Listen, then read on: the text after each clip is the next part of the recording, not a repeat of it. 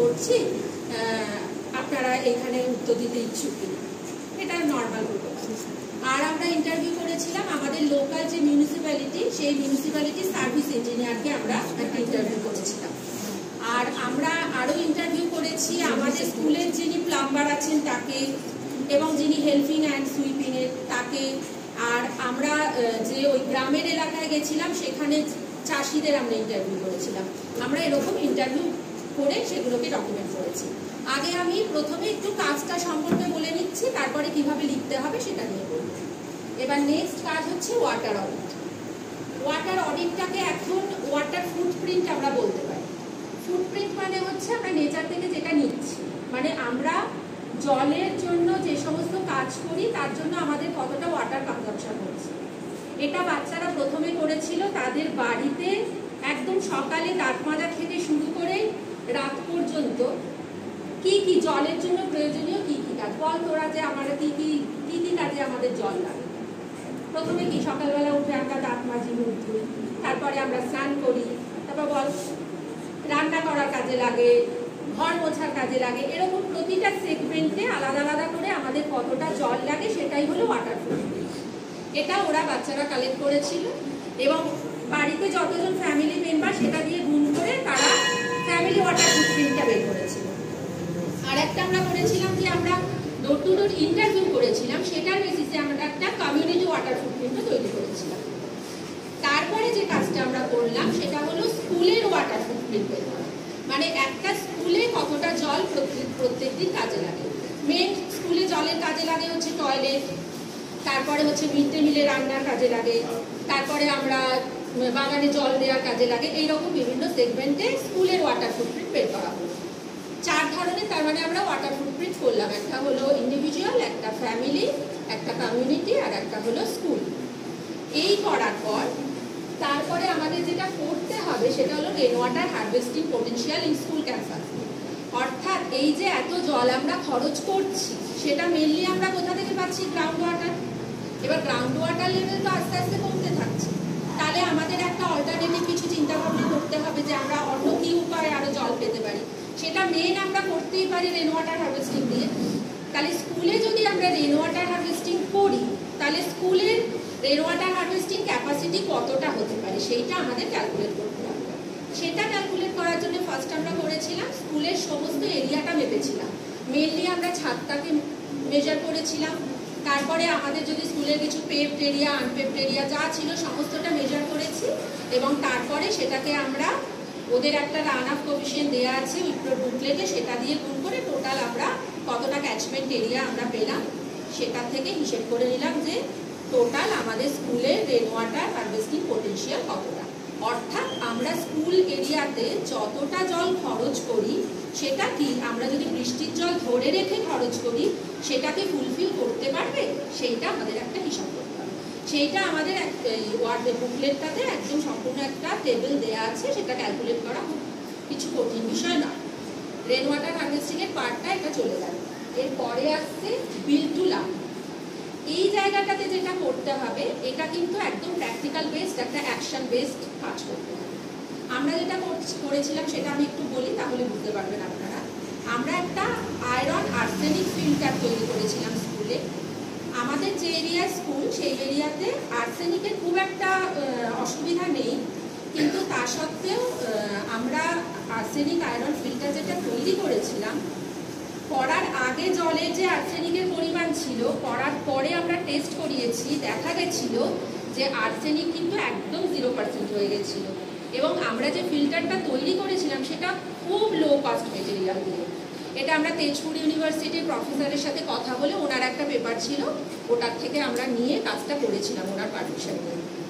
এরকম আপনারা যে কোনো অ্যাক্টিভিটি বেস কাজ ভাবতে পারেন, যেরকম ড্রিপ ইরিগেশনের ওপর খুব ভালো কাজ হয়, এরকম প্রচুর ধরনের কাজ যেটা কিন্তু আমরা রেন ওয়াটার হারভেস্টিংটা যেটা শুধু আমরা একটা থিওরিটিক্যাল ক্যালকুলেশন করেছি, বিল টু লার্নে কিন্তু আমাদের একটা প্র্যাকটিক্যাল কাজ করতে হবে। পরের সেগমেন্ট হচ্ছে কেস স্টাডি।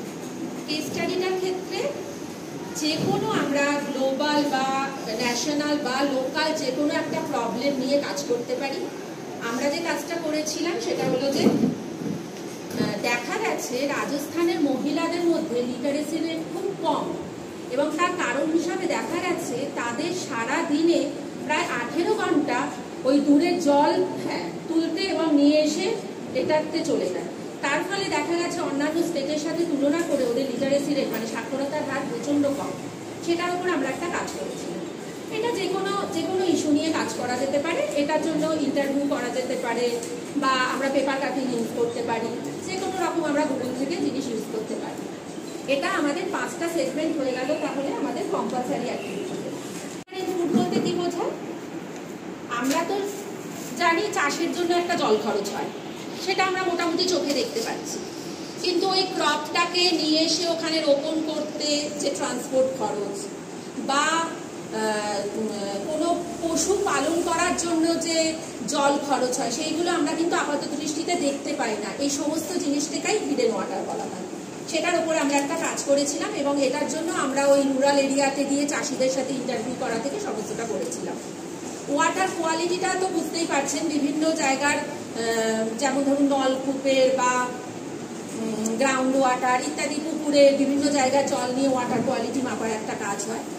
আর একটা কাজ হতে পারে, সেটা হলো আমরা যেরকম একটা স্কুল ক্যাম্পাসের ওয়াটার ফুটপ্রিন্ট নিয়েছিলাম, সেরকম কয়েকটা স্কুল ক্যাম্পাসের ওয়াটার ফুটপ্রিন্ট নিয়ে আমরা একটা কোয়ালিটেটিভ কম্পারিজন একটা স্টাডি করতে পারি।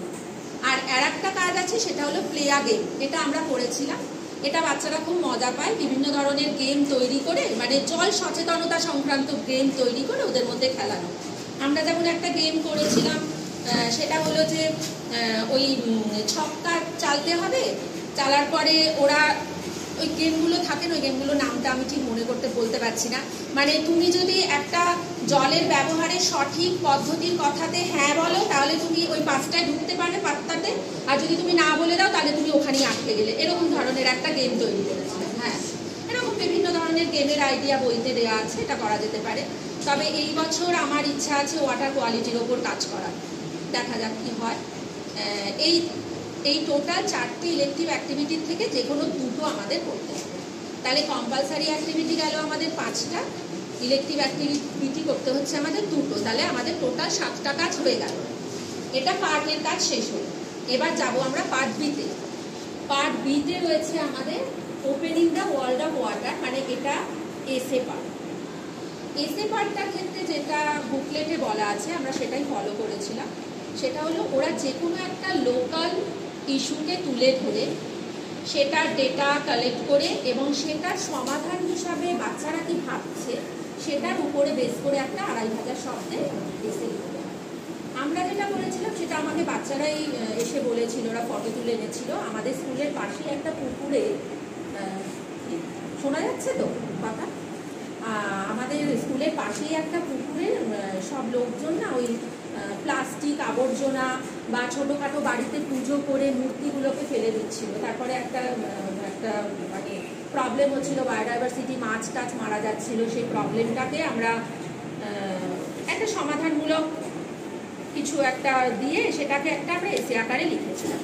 এই মোটামুটি কাজ, তার মানে টোটাল আমাদের 8টা সেগমেন্টে কাজ করতে হয়েছিল। এইবারে যে মেইন কাজটা করতে হবে, যেটা গাইড টিচারদের মুখ্য ভূমিকা, সেটা হলো কিন্তু লেখা কাজটা।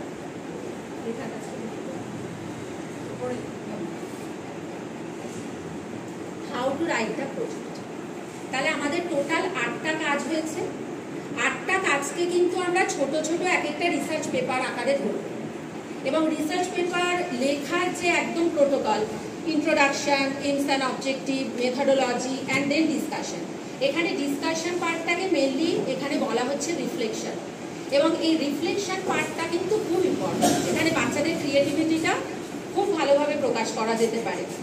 ওরা কবিতা লিখতে পারে, ওরা নাটক লিখতে পারে, ওরা কার্টুন এঁকেছে। আমার বাচ্চারা যেরকম একটা নাটক লিখেছিল, দুটো পাখির কনভারসেশনের একটা নাটক, সেটা যেরকম আমার একটা ইউটিউবে চ্যানেল আছে, আমি সেই ইউটিউব চ্যানেলটাতে আপলোড করে সেই লিঙ্কটা আমি আমার লেখার মধ্যে দিয়েছিলাম। মানে যে কোনো যখন আমরা কাজ করছি, ডকুমেন্টেশনটা খুব ইম্পর্টেন্ট। আমরা যখন কোনো ইন্টারভিউ করছি বা কোনো জায়গায় সার্ভে করছি, প্রত্যেকটা জায়গার ফটোটা অবশ্যই তুলবেন, ভিডিও করবেন, এবং ফটোটা হবে কিন্তু ক্যান্ডিড, মানে কেউ পোজ দেবে না। ওরা কাজ করছে সেই ফটোটা আসছে। ভিডিওটা যখন তুলছেন তখনও একইভাবে ওদের মুখটা যেন স্পষ্ট দেখা যায়। এই জিনিসগুলো না আমাদের ওয়ার্কশপটা যেটা আমরা গেছিলাম পাঁচমারিতে করেছি, সেই ওয়ার্কশপটাতে খুব ভালো করে আমাদের শেখানো হয়েছে। আমাদের এটা একটা সেশন ছিল একদম, যে কিভাবে ফটো বা ভিডিও করতে হবে, ওটাই বেশি জোর দিচ্ছিল। হ্যাঁ, ভিডিওগ্রাফিটার ক্ষেত্রে ভিডিওটা ওরকম হবে যে মুখটা যেন স্পষ্ট দেখা যায়, কিন্তু মনে না হয় যেন যে ওরা এই কাজটার জন্যই শুধু ব্যাপারটা করছে, খুব ক্যাজুয়াল যেন হয় বিষয়টা। এবং ভিডিওটার ক্ষেত্রে কিভাবে আপলোড করবেন আপনারা, ভিডিওটাকে যে কোনো একটা সোশ্যাল মিডিয়ায় দিতে পারেন, হয় ইউটিউব চ্যানেল থাকলে ইউটিউবে দিলেন, কি ইনস্টাগ্রাম কি ফেসবুকে দিয়ে সেই লিঙ্কটা ওই ওয়ার্ড ফাইলে কপি পেস্ট করতে হবে, এটা হচ্ছে নিয়ম। আচ্ছা, এরপরে হলো রিফ্লেকশন পার্টটাতে আর একটাও খুব সুন্দর জিনিস আমাদের বাচ্চারা করেছিল, সেটা ওরা কার্টুন এঁকেছিল। ওদের একটা কার্টুন খুব অ্যাপ্রিসিয়েটেড হয়েছিল। আমি আগের বছর সিসিআরটির একটা ট্রেনিংয়ে উদয়পুরে ছিলাম, ওখানে একজন এনভায়রনমেন্টালিস্ট এসেছিলেন, তো ওনাকে আমি বলেছিলাম আমার কাজটা নিয়ে। তো বাচ্চাটা একটা কার্টুন করেছিল, খুব মজা, যে এমন একটা দিন এসেছে একটি ছেলে একটি মেয়েকে প্রপোজ করছে একটা ওয়াটার বটল দিয়ে, মানে ওয়াটার বটলটা অ্যাজ ইফ একটা ডায়মন্ড রিং এর মতো দামি হয়ে উঠেছে এরকম। তা ওই কার্টুনটা ওনারা খুব অ্যাপ্রিসিয়েট করেছিলেন এবং একটি মানে পত্রিকাতে ওরা ওটা প্রিন্ট করেছিলেন। এরকম মানে এই রিফ্লেকশনের জায়গাটা খুব ইনোভেটিভ করা যেতে পারে এবং এই জায়গাটাতে কিন্তু অনেকটা মার্কস অ্যাড করে। ভালো লেগেছে ওর। হ্যাঁ, আচ্ছা, এটা কিন্তু ইন্টারঅ্যাক্টিভ সেশন হলে মনে হয় ভালো হয়, মানে এটা কোনো লেকচার না। আপনাদের কোনো প্রশ্ন থাকলে আপনারা করতে